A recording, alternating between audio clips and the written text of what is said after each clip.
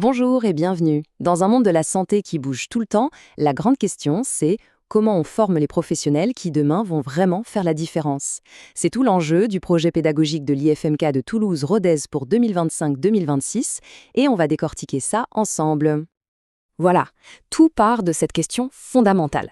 Face aux défis qui nous attendent, de quel kinésithérapeute aura-t-on besoin? C'est vraiment le fil rouge qui va nous guider tout au long de cette présentation.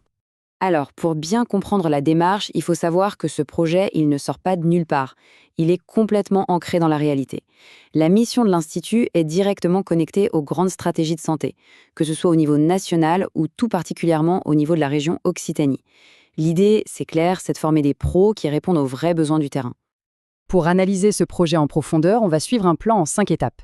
D'abord, la vision qui porte le tout. Ensuite, le socle de compétences, le dur de la formation. Puis, on verra la méthode pédagogique, comment on apprend. On enchaînera sur les innovations, ce qui prépare à demain. Et enfin, on verra pourquoi tout ça constitue une formation d'excellence. Allez, on commence par le commencement, la vision. Quelle est l'ambition de l'IFMK pour la kinésithérapie face aux réalités d'aujourd'hui et surtout de demain? Cette vision, elle n'est pas abstraite. Elle répond à des défis très concrets ici, en Occitanie.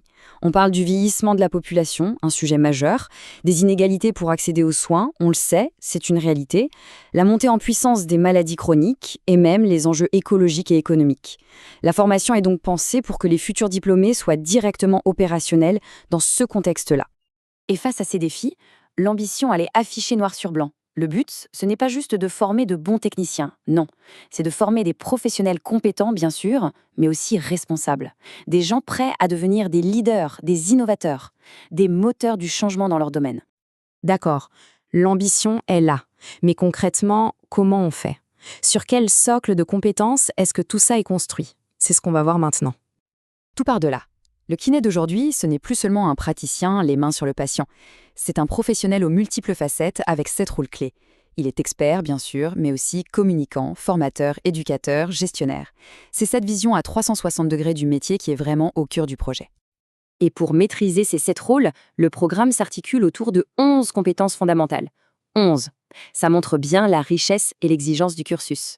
Ça va de la conception du soin jusqu'à l'analyse de sa propre pratique pour s'améliorer en continu. C'est vraiment complet. Ce parcours, il se déroule de manière très structurée sur 4 ans avec 2 grands cycles. Le premier cycle, c'est pour acquérir toutes les bases solides, les fondamentaux. Et le deuxième cycle, là, on passe à la vitesse supérieure. On approfondit, on se professionnalise pour être prêt pour le grand bain. C'est une montée en puissance logique et progressive. Bon, on a vu le contenu. Maintenant, passons à la méthode. Parce que savoir des choses, c'est bien, mais la façon de les apprendre, c'est crucial. Et ici, la philosophie est claire. Tout est centré sur l'étudiant. Ce tableau, il illustre parfaitement le cœur du réacteur pédagogique, l'alternance. D'un côté, le théorique, à l'Institut, pour acquérir les connaissances, les méthodes. De l'autre, le clinique, sur le terrain, en stage, pour mettre en pratique, pour développer le savoir-faire et surtout le savoir-être. C'est la fusion permanente de ces 2 mondes qui fabrique un professionnel complet. Et ça, c'est un point qui change tout. Dès le premier jour, l'étudiant n'est pas vu comme un élève, mais comme un professionnel débutant. Il n'est plus là pour simplement recevoir des cours, il est là pour construire activement ses propres compétences. C'est lui, l'acteur principal de sa formation. Et cette posture active, elle trouve son apogée avec le mémoire de recherche. Attention, ce n'est pas juste un exercice de style pour avoir le diplôme. C'est l'outil ultime pour forger un esprit scientifique, pour apprendre à se poser les bonnes questions et à y répondre avec méthode. C'est ce qui permet de devenir un professionnel réflexif qui évalue et améliore sa pratique en permanence. Allez, on passe maintenant à la 4e partie, celle qui regarde vers l'avenir. Comment l'IFMK innove pour que ses étudiants soient prêts non pas pour le monde d'hier, mais bien pour la kiné de demain. Première innovation, et elle est de taille, la formation aux premiers secours en santé mentale, dès la première année. On donne aux étudiants les outils pour repérer une détresse psychique, que ce soit chez un patient, un proche ou même un collègue. Et surtout, on leur apprend à avoir la bonne posture, à écouter, à orienter. C'est une compétence humaine absolument fondamentale. Autre sujet crucial, les violences sexistes et sexuelles. Ici, l'Institut part d'un constat très lucide, basé sur ses propres évaluations. En gros, la théorie, les étudiants la connaissent, mais quand il s'agit de passer à la pratique, c'est plus compliqué. Savoir ne suffit pas, il faut savoir faire. Et la réponse, la voilà, la simulation clinique. C'est la solution parfaite pour combler ce fossé. On met les étudiants dans des scénarios réalistes, mais dans un cadre totalement sécurisé, avec des acteurs.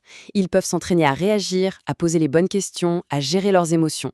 C'est le pont indispensable entre la connaissance et la compétence. Impossible de parler d'avenir sans parler d'intelligence artificielle. Et là, l'approche est vraiment très intelligente. On ne se jette pas dessus tête baissée. D'abord, au semestre 3, on apprend à s'en méfier, développer son esprit critique, repérer les erreurs, les hallucinations de l'IA, et seulement après, au semestre 4, on apprend à s'en servir comme un outil puissant, mais de manière encadrée et éthique, notamment pour le mémoire. L'innovation, ce n'est pas que de la technologie, c'est aussi améliorer ce qui existe. Ce graphique le montre très bien. Il y a un engagement très fort pour le site d'Eurodez. L'Institut investit pour avoir beaucoup plus d'enseignements en présentiel, avec des formateurs locaux, et donc moins de visio. C'est un vrai gage de qualité et d'équité pour tous. On arrive à notre dernière partie, la conclusion logique de tout ce qu'on vient de voir. Pourquoi au final est-ce qu'on peut parler d'une formation d'excellence ? Pour résumer, l'IFMK Toulouse-Rodez, c'est la combinaison de plusieurs choses. C'est une formation rigoureuse, connectée aux réalités du terrain. C'est une pédagogie qui innove et qui rend l'étudiant autonome. C'est aussi un environnement bienveillant, avec un vrai suivi de proximité. Au final, c'est bien plus qu'une simple école, c'est un tremplin pour une carrière de leader en santé. Au bout du compte, ce projet pédagogique, c'est une véritable feuille de route pour l'avenir de la profession. Et il nous laisse avec une question. La question n'est peut-être plus seulement comment devenir kiné, mais plutôt comment devenir un véritable acteur du changement pour la santé en Occitanie.